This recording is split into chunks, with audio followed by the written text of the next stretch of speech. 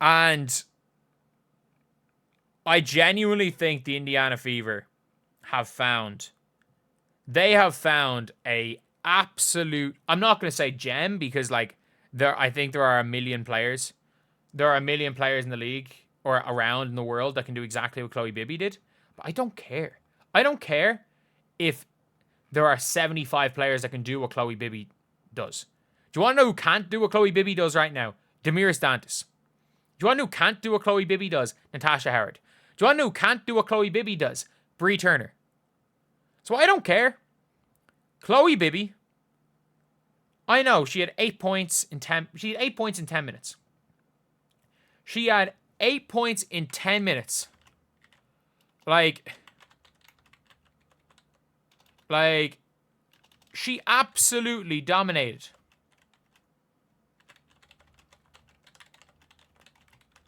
And she is something different.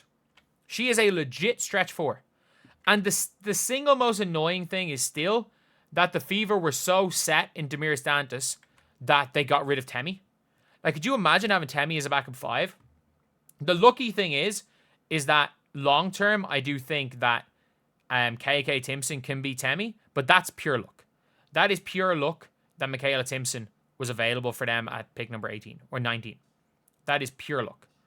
Because I think the dream would have taken her had Pow Pow not fallen. Like, there was weird picks that led to teams passing on Timpson. But Khloe Bybby is absolutely a one-of-a-kind player for the Fever. They don't have... And you can see it in her jump shot. When Khloe Bybby is left open, she's going to make the shot. She's going to make the shot. When she is left open, she's money. And all she has to do is... I thought she was effective.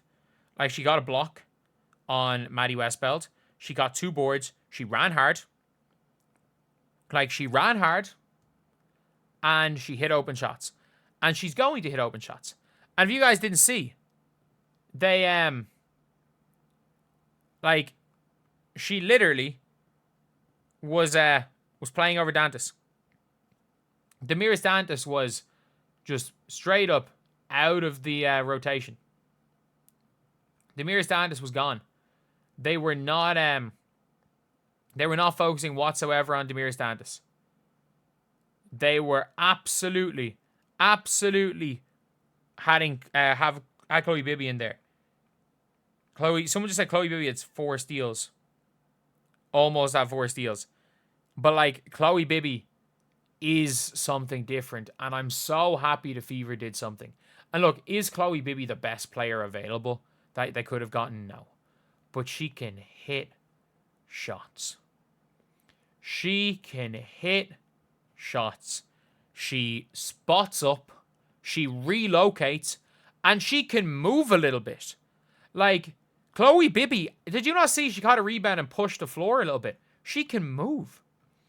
Like, she is a much better fit than Damiris Dantas. I didn't really like the lineup of Khloe Bybby, and there was a weird lineup they ran in the fourth quarter where it was like Khloe Bybby, Lexi, Sophie, KK, and I don't know if it was Ari or Colson, but I think it was Ari. Like, that was a weird lineup. That was a really, really weird lineup. And look, Khloe Bybby can hit shots. So instead I trashed her game saying she's below average. Man, she needs to do 2 things. She needs to try hard and hit and shoot wide open. Like, that's all we need.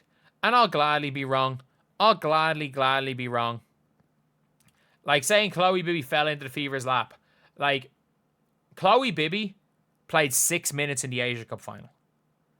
Like, she is, if you look at the Australian depth chart for their main team for the Olympics, she's probably not in the top 20 of their depth chart for Australia. She was she got the least minutes. She was the end of rotation for Australia in the Asia Cup. And it was the Australian B team, as in they had none of their WNBA players. And she was like end of the bench. But at the end of the day, I don't care how great of a player Khloe Bybby is. It's about being a fit. It's about being fit. Being a fit. Which is why I said the Indiana Fever should take Hannah Stuelke no matter what in the draft. No matter where the Indiana Fever end up in the draft, they should take Hannah Stuelke. If they get a 10th pick and Stokey's projected to go 16, you maybe trade for 2 second-round picks and you use one of them on Hannah Stokey. Because Hannah Stokey's a fit because she's a runner. She's a track star. You need shooters, you need high motor shooters, and you need track stars. That's all you need around Caitlin Clark, Aaliyah Boston. And you know what? The way things are going right now, you freaking keep Kelsey Mitchell. You keep Kelsey Mitchell at this stage. Like, I don't care. Kelsey Mitchell's played her way into being that highest paid player in the franchise. Like, you can win with Kelsey Mitchell, Aaliyah Boston, and Caitlin Clark as long as you have the right players around them. And by the way, I'm not saying Khloe Bby is somebody that the Indiana Fever should keep for next year. Because let's be real. There is an Australian that plays the same position and does the same thing as Khloe Bby that plays for the Chicago Sky that's way better than her. Like, she's not as good as Beck Allen. Like, there is another Australian who's the same thing but better. Like, that is straight up. That is a fact. But at the end of the day, does she hit shots more than Damiris Dantas? As of right now, yeah. If Dantas starts hitting shots again, then we can have a new conversation. Like, then we can have another conversation. But Kelsey Mitchell, what Kelsey Mitchell's trying to do, what Kelsey Mitchell did today, if Kelsey Mitchell plays like this, and it's not even the points, if Kelsey Mitchell does smart things constantly, Kelsey Mitchell is irreplaceable. If Kelsey Mitchell does dumb things, which we've seen quite a bit of iso ball, dribble, Kelsey Mitchell, that version of Kelsey Mitchell is a detriment. The off-the-ball, relocating, I'm going to catch and shoot shots, and I'm going to run off the ball, that version of Kelsey Mitchell is the best shooting guard in the WNBA. But again, we can't forget when it comes to Kelsey, there is an angel on one shoulder and there's a devil on the other shoulder, and it depends on who Kelsey Mitchell wants to listen to. And this is the first time all year that Kelsey Mitchell has listened to the angel without Caitlin Clark. A lot of the time with Caitlin Clark there, she decides to do smart things, and without Caitlin Clark there, she tends to do dumb things. This was the first time that without Caitlin Clark, she's actually gone and done, like, played a really smart game, in my opinion. But yeah, it's one of those things. Like, if I'm the Indiana Fever next year, you don't keep Khloe Bby, because I don't think Khloe Bibby's good enough unless she wants to come over on a minimum. There are better players than Khloe Bby that can do the same thing, but you look for that archetype. It's about archetypes. It's not about players.